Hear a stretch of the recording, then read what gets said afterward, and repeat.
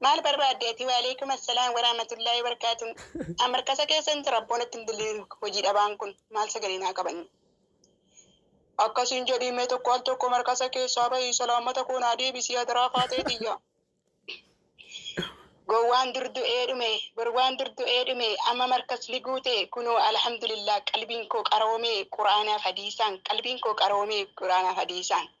wallaalumaan sii galchee akka weentii kee irratti birri jimmattan mana bitaa lafa biteen jira finfinneetti galla otuunaan jettu kan galaafatte aappiin immoo dhufee kunoo na qaqqabatee lubbuu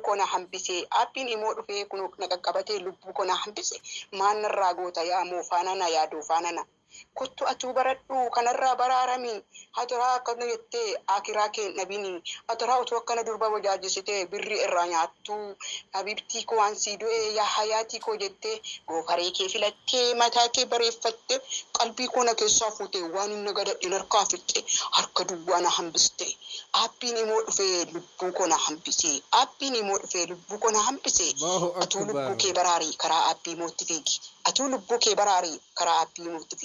lubbuun kee hin salphatte isiinuu waa sadiin salphatte waa tokkoo miti tokkoffaa ilma namaa bujaajessuu keetiin intala namaa bujaajessuu keetiin lammaffaa quraana qara'uu dhabuu keetiin sadaffaa soba sobdee namarraa birrii guurte nyaachuu keetiin kanaan koo ibidda azaabaa seenta yaa obboleessa kiyyaa maal dubbataa jirta si'adhuu kottu mobaayilii kee kanaan otuun qaxxa'amin aappii imoo keessatti barumsa baradhu.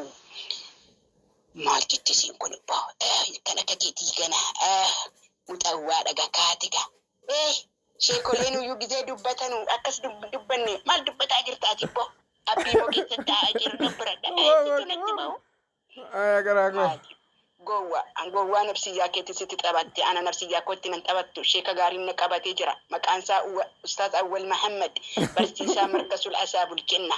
ana nammoo hattu simmoo hadha malee yoo samiirra ta'eef yoo ardiirra ta'e diinii kootiif dhaabbadhe jechii fi gochii irraa nan hambisu yoo maannaan jette hayaatiiniif habiibtiin waa tokko naan fayyadu kan naa fayyadu kan mana koo keessaa dhoskeetiin jaalladhu kan na fayyadu kan mana koo keessatti dhoskeetiin jaalladhu.